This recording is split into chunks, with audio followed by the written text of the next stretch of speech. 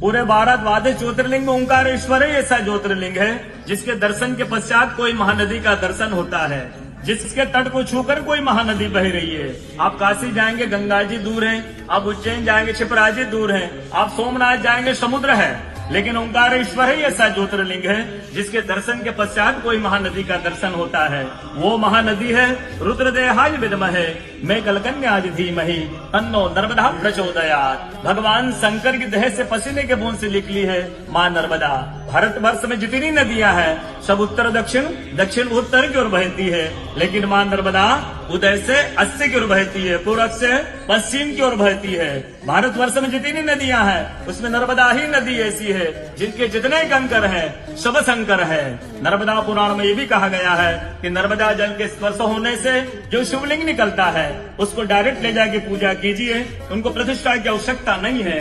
नर्मदा जल स्पर्श होने से वो स्वयं प्रतिष्ठित हो जाते हैं। अयोध्या में राम लला जी की जब स्थापना की गई थी तो नर्मदा का 2.5 फीट का नर्मदा का शिवलिंग राम जी के साथ अयोध्या में स्थापित किया गया था।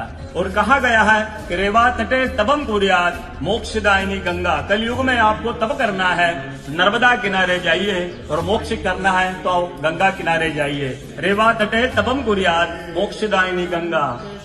तो नर्मदा किनारे एक संत का तपस्या संत का अनुभव बताता हूँ जो वर्षों से नर्मदा किनारे रहे। जब वो देखते हैं सुबह 3 से 4 बजे ब्रह्म मुहूर्त में एक कोई माई आती है, नर्मदा स्नान करके लौट जाती है। संतों को जिज्ञासा हुई कि मैं वर्षों से इस माँ को देख रहा हूँ, नर्मदा स्नान करके लौट जाती है। संत ने कहा कि कल मैं माँ से पूछूंगा स्नान करके लौटेगी। वो माई सुबह 3 से 4 बजे ब्रह्म मुहूर्त में स्नान करके लौट रही थी। संत ने देखा माई स्नान करके लौट रही है। संत दौड़ते गए माँ को साष्टांग दंडवत प्रणाम करके पूछा है माँ मैं वर्षों से आपको देख रहा हूँ, अब नर्मदा स्नान करके लौट जाती है, माँ अपना परिचय दीजिए। तो माँ अपना परिचय देती है, मैं गंगा हूँ, कलयुग में शुद्धिकरण के लिए नर्मदा स्नान करने के लिए आती हूँ।